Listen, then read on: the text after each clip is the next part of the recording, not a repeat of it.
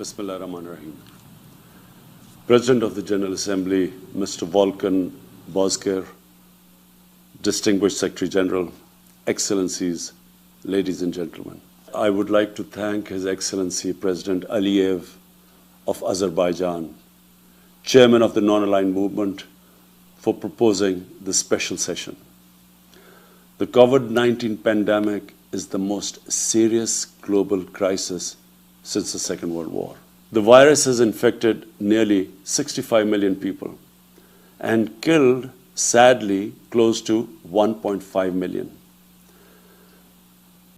And hopefully, whenever the vaccine is available, it must be offered to everyone. The pandemic has caused immense human suffering and the deepest global economic contraction since the Great Depression of 1930s. The poorest countries and the poor in all the countries are suffering the most.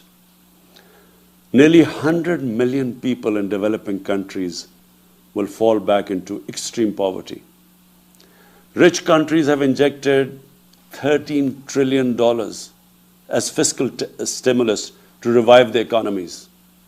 On the other hand, developing countries just do not have the resources to afford such a massive economic stimulus.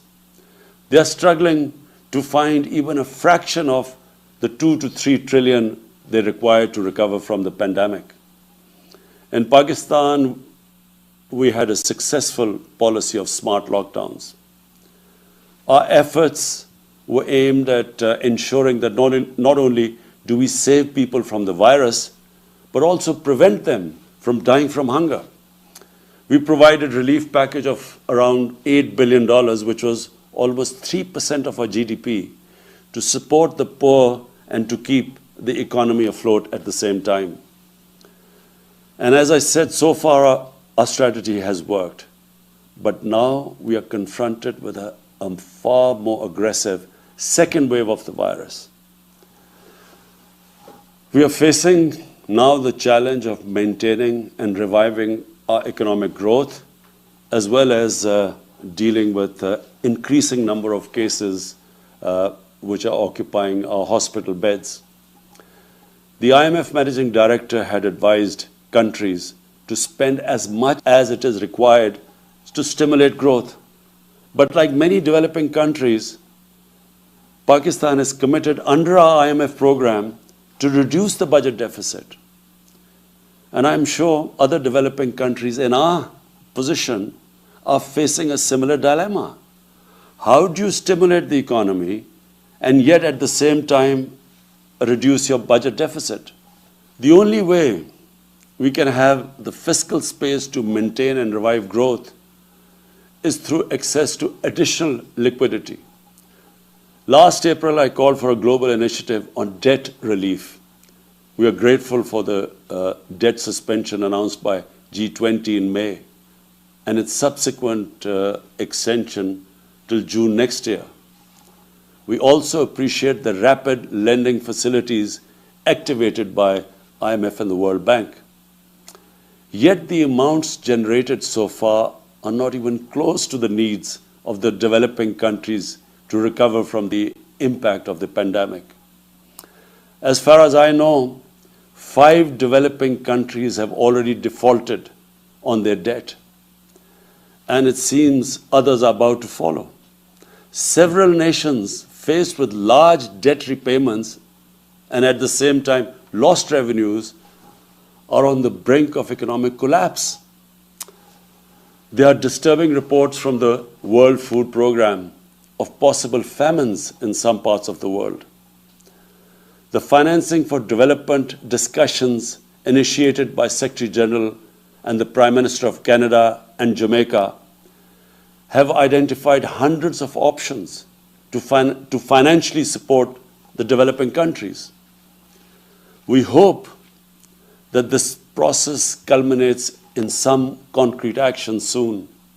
There is a need to reform the international financial architecture, build an inclusive and equitable debt management mechanism, construct a democratic, SDG-focused trading system, and install a fair international tax regime.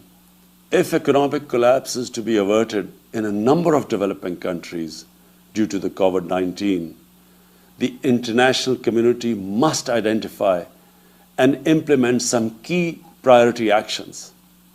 I would like to propose a 10-point agenda for urgent action. 1. Debt suspension till the end of the pandemic for low-income and most stressed countries. 2. Cancellation of debt of least developed countries. 3. Restructuring of the public sector debt of other developing countries under an agreed inclusive multilateral framework. 4. A general allocation of special drawing rights of $500 billion. 5. Expanded concessional financing to low-income countries through multilateral development banks. 6. Creation of a new liquidity and sustainability facility, which should provide short-term loans at low costs. 7. Fulfillment of the 0.7% official development assistance commitments. 8. Mobilizing the required 1.5 trillion annual investment in sustainable infrastructure. 9. Achievement of the agreed target of mobilizing $100 billion per year for climate action in developing countries. And 10.